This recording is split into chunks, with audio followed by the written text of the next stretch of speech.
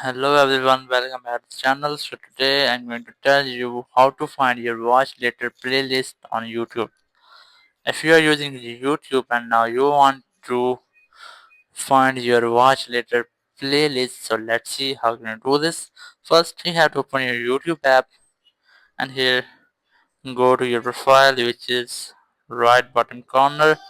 Just select it and here you will get the option of playlist. Just have on view all and here you will see your all playlists. As you can see, I have another playlist here, but if you want to create new playlist, just tap on create and here enter the title. As I'm going to enter favorites, so just tap on create and after that your playlist will be ready and you can add videos to your playlist. If you want to find your playlist, so you can easily get your playlist here.